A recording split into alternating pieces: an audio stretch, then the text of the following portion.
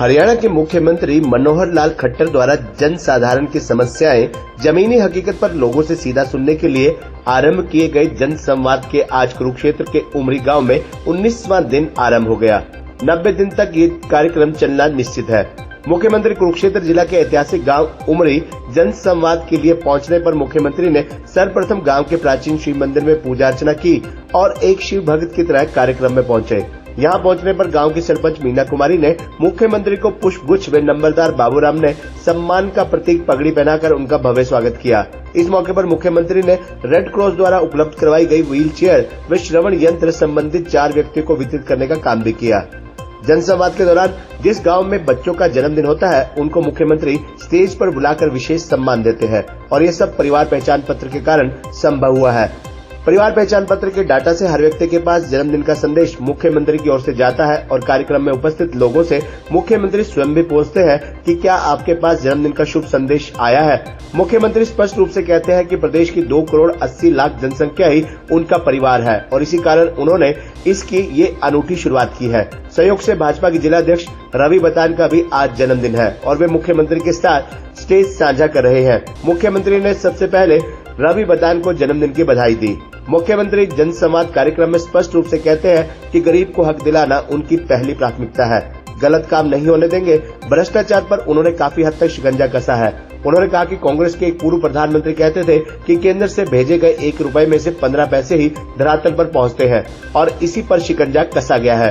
उन्होंने कहा कि सुबह का भूला शाम को घर आ जाए तो उसे भूला नहीं कहा जाता। उनका सीधा इशारा था कि जिन लोगों ने बिचौलियों की भूमिका निभाई है वे सुधर जाए। उन्होंने कहा कि गलत तरीके से लूट गया पैसा गरीब जनता का पैसा है और उसी को उन्होंने रोका है। उन्होंने कहा कि अध्यापक अपना स्थानांतरण करवाने के लिए नेताओं को ढूंढते थे, परंतु आज ऐसा नहीं है। ऑनलाइन ट्रांसफर अध्यापकों की मर्जी से हो रहे हैं। कार्यक्रम में उपस्थित लोगों से उन्होंने पूछा कि उनके परिवार में किसी अध्यापक की ट्रांसफर के लिए किसी ने पैसे की मांग तो नहीं की, तो लोगों का जवाब था नहीं। उन्होंने कहा कि जिंदगी को आसान करने के काम के लिए ऑनलाइन व्यवस्था आरंभ की है। सीएम विंडो में 13 लाख से अधिक फरियाद उनके पास पहुंची है और जनसंवाद भी उसी का ही एक हिस्सा है।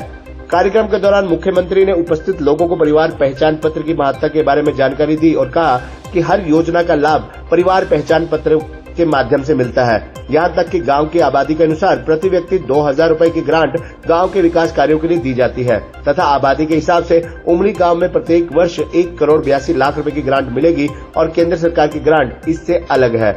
मुख्यमंत्री अपने हर जनसंवाद कार्यक्रम में लोगों से आह्वान करते हैं कि समस्याएं आप लाओ, हल मनोहर लाल करेगा, क्योंकि जिला प्रशासन के अलावा सीएम कार्यालय से जुड़े अधिकारी भी कार्यालय में उपस्थित रहते हैं। वृद्धावस्था सम्मान भत्ता योजना के मामले में तो 2-2 घंटे में ही लोगों का नाम लाभार्थी की सूची में शामिल हुआ है। उमरी चौक पर लंबे रूट की बसों का ठहराव करने बारे जब मांग की गई तो मुख्यमंत्री ने महाप्रबंधक हरियाणा रोडवेज को निर्देश दिए कि उमरी चौक पर एक विशेष रजिस्टर रखा जाए जिसमें दैनिक यात्री अपनी यात्रा का ब्यौरा दर्ज करें और उसी के अनुसार लंबे रूट की बसों के ठहराव की व्यवस्था की जाएगी। मुख्यमंत्री ने कहा कि सरकारी नौकरी के लिए हरियाणा कर्मचारी चयन आयोग द्वारा आरंभ की गई संयुक्त पात्रता परीक्षा के बारे में भी जो कुछ नेताओं द्वारा लोगों को गुमराह किया जा रहा है, ये आयोग का कार्य है कि किस एजेंसी से वे पेपर सेट करवाते हैं। पेपर में प्रश्न तय करना पेपर सेट करने वाली एजेंसी का कार्य है, न कि सरकार का।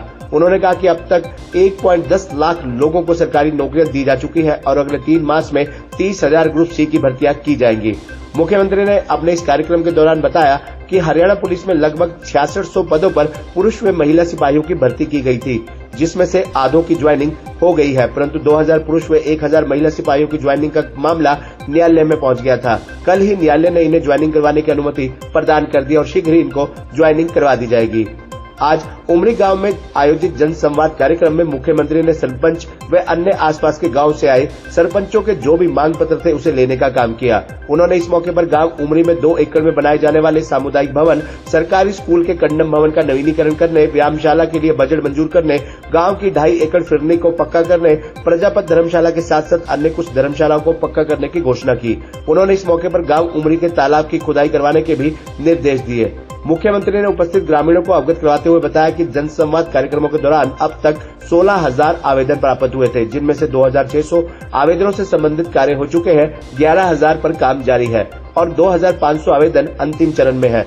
उन्होंने कहा कि आज भी जो आवेदन प्राप्त हुए हैं जिला स्तर पर संबंधित जो कार्य होंगे उन्हें प्राथमिकता के आधार पर किया जाएगा और जो कार्य मुख्यालय स्तर के होंगे उन्हें बेहतर समन्वय के साथ करते हुए उनका निदान किया जाएगा। इस मौके पर मुख्यमंत्री ने 6 लाभार्थियों को मौके पर ही राशन कार्ड उपलब्ध करवाने का काम किया, जिनमें देशराज, जसवंत सिंह, रोशनलाल, रामकली, राज सिंह और बाबूराम शामिल हैं। कार्यक्रम में लोक गायक सुमेर सिंह ने अपने गीत जब से मनोहर लाल ने संभाली कमान, कंपटीशन में अनपढ़ माँ बाप की छोरी बिछाई गीत से दर्शकों को मंत्रमुग्ध कर दिया। यहाँ तक कि मुख्यमंत्री भी भावुक हुए बिना नहीं रह सके। कार्यक्रम में पूर्व विधायक डॉक्टर पवन सैनी, पशुधन विकास बोर्ड के चेयरमैन धर्मवीर मिर्जापुर, पूर्व सांसद कैलाश सैनी, विशेष कार्यकारी अधिकारी जवाहर यादव, जिला परिषद चेयरपर्सन कमलजीत कौर, भाजपा नेता देवेंद्र शर्मा व अन्य गणमान्य लोग भी उपस्थित रहे। खबरनामा हरियाणा के लिए डॉक्टर राजेश वधवा की रिपोर्ट।